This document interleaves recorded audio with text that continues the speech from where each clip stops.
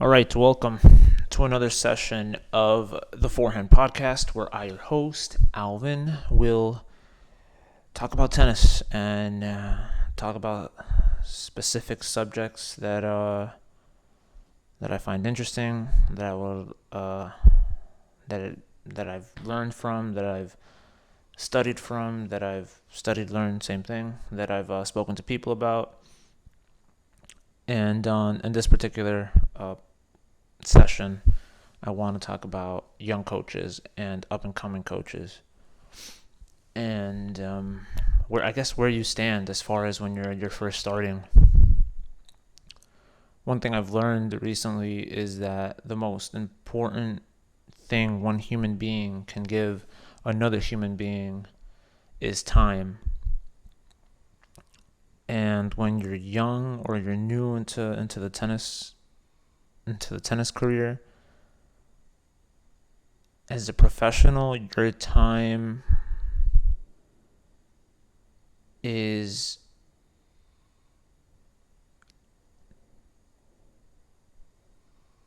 not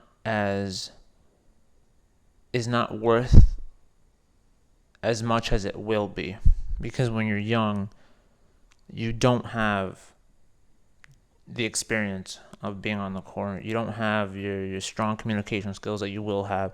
You don't have the observational skills you will build. You don't have a philosophy as a coach. You don't have a methodology, right? You don't have a session, a planned session, right? You don't have an agenda as to what you're going to do for your session for the day. You don't have that knowledge of adjusting or how to adjust. Those are things that you learn. Like, right, that's the experience part. So when you're young, you're really going to have to grind. You're going to have to really put hours into the court. And kind of like in a weird way, you want to say yes to lessons, even if it's 1 hour a day. Even if it's a 30-minute session, you go, you do that as much as you don't want to, but it'll build you. It'll build all of those things that I just and many other things that I'm probably not even mentioning. But you need to grind. You need to put hours, because that's unfortunately the reality, right? You lack all these skills and abilities and knowledge, and you're not gonna get that by just by saying no to tennis lessons. You wanna keep building it, right? It's an opportunity, if anything. You have 1 hour a day, you go in, it's an opportunity. You do your lesson, you build yourself. If you're lucky, you'll add more to the day. And you really want to build your professional equity. And once you have some professional equity, once you developed, you don't lack confidence. You start to develop that confidence. And it's that's really when you can start valuing your time. And you really start to understand how to value your time a little bit better. You have a better understanding of what it is you can bring to the table, right? If you want to go to a tennis club or bring in students to a tennis club, right? Have your own like niche, and you want to transfer them to a club where you feel like it's better suited for you and your students, and you want to maybe negotiate a deal with the owners or management to try to establish yourself for a season or two there. And then more importantly, you know what you want to do moving forward, right? Once you have that confidence, once you have your philosophy, your methodology, a certain amount of skills, your communication skills, all of this is just it's an abundance to who you will be, or who you want to be as a coach. And it's a really good feeling, because it just, in a strange way, well, not in a strange way, but it empowers you. It makes you better at what it is you're trying to do. But first, you gotta grind the hours. You gotta stay hungry for success. Like that does not come easy. You know, you got to really put in the hours. You got to really put in the session plans, you know, for whatever, the game plan for your sessions. Which, by the way, I'll have a side note on this. That's not even for new coaches or young coaches. That should be for all coaches. It's been my experience that most coaches don't have a session plan. They just stick to a routine, if anything. That's worked, and sometimes it's worked for them, and other times that maybe it hasn't. But I do believe that having a session plan is ideal. And then once things don't happen right the way you would like it for your session plan, because of whatever factors may be involved, you have to adjust during the session, and that's great. That's part of the experience where you get to build. And people notice that, parents notice that, clients notice that, the students notice that, and that's what helps you build your professional equity. I mean, as far as I can tell from talking to successful people, listening to them, and reading about them, when you are young, you have to work hard. Like you have to put in the hours, you have to grind, you have to build all of that, and you build yourself most importantly. And then once you get older and you're better at what you do, then you work smarter.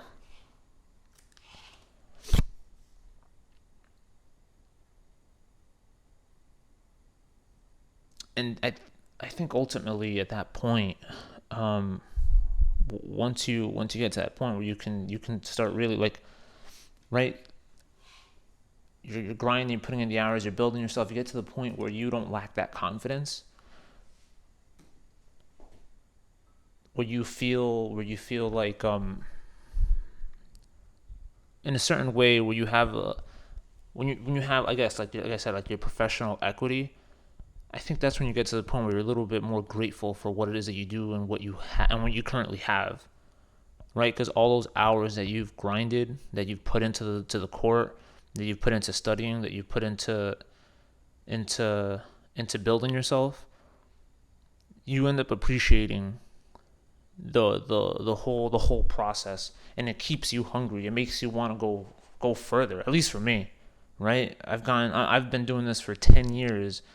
And I don't want to sound like I'm bragging, but there's been like at least for 8 years straight where I would do tennis 7 days a week, no vacations. At least for the last, I don't know, 4 or 5 years, no vacations. Maybe my first 3 years, maybe my first 3 years or 4 years, I definitely did vacations. The other 4, maybe I got a little, I straightened myself out, and I just. Even on holidays, or during the holiday break, I would definitely continue to do hours. And 7 days a week, you know, that's, and at times I will say that saying yes to some of these lessons did bite me in the ass. But those were just experiences that I had to go through to know what it is that I want, or what it is. I guess what's maybe better for me, or for me to find out what it is better for me. But you won't get any of that until you grind those hours out, right? You have 1 hour a day. Go ahead and do that 1 hour a day. Hey, have a half hour. Go ahead and do that half hour. Build yourself from those. Those are all opportunities. And if you're right, because that's one thing that I think coaches really especially young and up and coming, they don't take into account, is that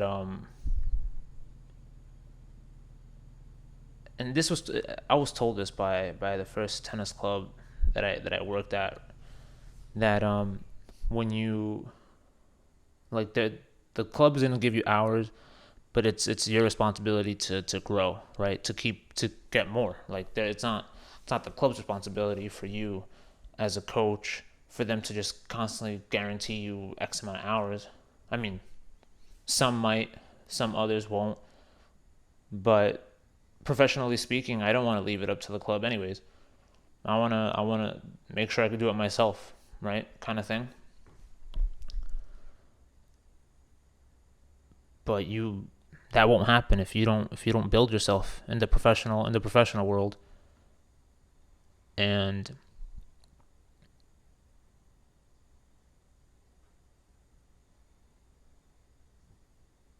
it's important for young coaches and new coaches to understand that a lot of this isn't guaranteed. It's never guaranteed. You're lucky. You're absolutely lucky if you can get a job at a tennis club or a tennis facility and not go through I guess through the ladder, if anything. Um,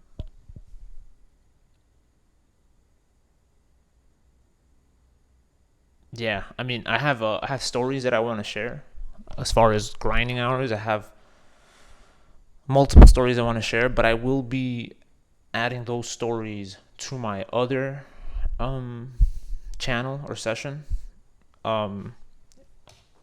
What's called stories, and it's going to be about this. It's going to be about the grinding, the hours that have to be put in, the marathons that I've gone through to build what I've built so far. And even now that I'm 10 years into this, 10 to 11 years now into coaching, I still don't feel like it's enough. I still feel like I got to build more, but build myself in maybe in a different way, as far as obviously, always getting better communication skills, always studying, always doing the fundamentals within becoming a better coach. That's absolutely, for starters, just like being a tennis player, right? You want to build your fundamentals to the very best, right? And continue to build them even when you feel like you have them, right? Or you've been or you're a little bit confident with them, but you always want to keep getting better. I digress, but I will be adding the stories that are coming along with this session in my other playlist. And again, if you have anything that you would like to add, comments, suggestions, tips, stories that you want to share, leave them in the comment. You can email me at forehandpodcast@gmail.com. If also if you want to you want me to share some of your stories, email them to me, and I would love nothing more than just to read some great stories of other coaches and be able to get some information out there, maybe get a different perspective of something that I don't yet to see, perhaps. And that's usually the case, right? When you're building yourself, you realize that this is just another way of looking at things, and then it just opens your eyes to a bigger picture. But I will put my Instagram link in the description, and I think that's pretty much it as far as me addressing the young and new coaches. All right, have a good one, and happy New Year to everybody, and let's continue having a strong year. I'm not even going to say let's have a strong year. Let's continue to have a strong year, because last year we should be going strong anyways, continuing to get stronger throughout the year. All right, guys. I'll speak soon.